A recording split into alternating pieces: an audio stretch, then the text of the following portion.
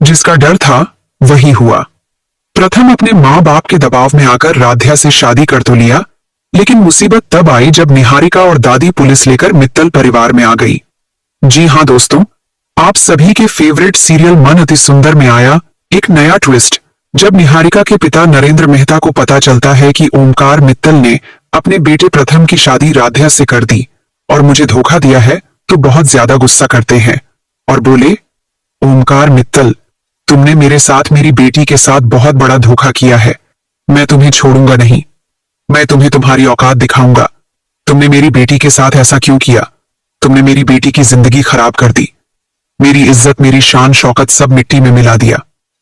तभी निहारिका कहती है कि पापा, मेरी जिंदगी खराब करने में किसी और का नहीं, बल्कि इस मोटी 2 कौड़ी की काम करने वाली राध्या की है।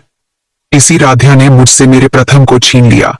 यही आई थी मित्तल भवन में इवेंट प्लानर बनकर और मुझसे मेरे प्रथम को छीन ली।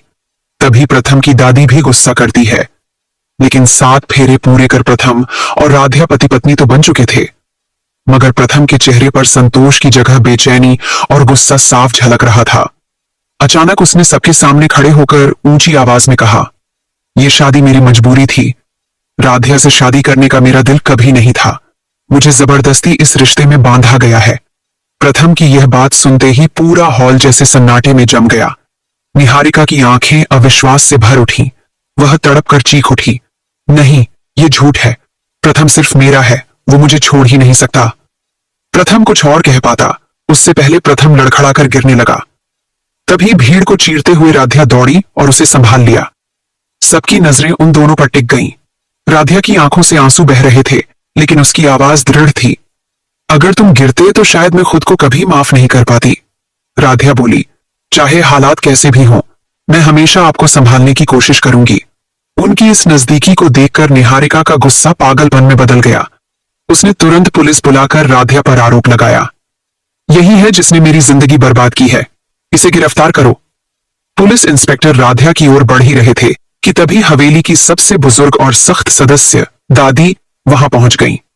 उनकी नजर जैसे ही राध्या पर पड़ी, उनका चेहरा गुस्से से लाल हो गया। उनकी आवाज पूरे हॉल में गूंज उठी, ये सब तमाशा क्या हो रहा है? ये लड़की यहां क्यों खड़ी है? किसकी हिम्मत हुई इसे हमारे घर की बहू बनाने की? पूरा हॉल खामोश हो गया। मेहमान आपस में फुसफुसाने लगे। दादी ने बिना रुके कहा, मैंने पहले ही कहा था, छोटे घर की लड़कियों को इस हवेली में मत लाना। आज देख लो, मेरी बात सच निकली। इस लड़की ने हमारी नाक कटवा दी। समाज हमारा मजाक बना रहा है, रिश्तेदार ताने मार रहे हैं। राध्या सिर झुकाए खड़ी थी, आंखों से आंसू लगातार बह रहे थे। ओमकार हाथ जोड़कर बोले, मां जी, प्लीज ऐसा मत कहिए। ये शादी किसी की मजबूरी नहीं थी, प्रथम का खुद का फैसला था। रजनी भी आंसू पोंछते हुए बोली, मां जी, राध्या दोषी नहीं है, ये सब प्रथम की इच्छा थी। लेकिन दादी ने किसी की एक न सुनी। उनका स्वर और भी कठोर हो गया। चुप रहो सब। प्रथम, तुझे शर्म आनी चाहिए। तूने हमारी परंपराओं की परवाह नहीं की और सबको धोखा दिया। और ये लड़की, उन्होंने उंगली उठाकर राध्या की ओर इशारा किया, ये कभी हमारी बहू नहीं बन सकती। अगर इसने इस घर की चौखट पार की तो इस घर का सर्वनाश निश्चित है।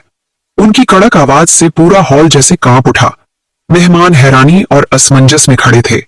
निहारिका की आंखों में पागलपन और जीत का अजीब मिश्रण था। राध्या दर्द और लाचारी से भरी खामोश खड़ी थी, जबकि प्रथम सिर झुकाए अंदर ही अंदर टूटता जा रहा था। पुलिस भी असमंजस में खड़ी थी, समझ नहीं पा रही थी कि किसकी बात मानी जाए। खैर, अगर आप लोगों को यह वीडियो थोड़ी भी अच्छी लगी हो तो इस वीडियो को एक लाइक करके चैनल को सब्सक्राइब कर लीजिए। प्लीज अब मैं यूट्यूब से बता दूं कि मैं कोई AI नहीं हूं, मैं एक ह्यूमन यानी एक इंसान हूं। इंसान।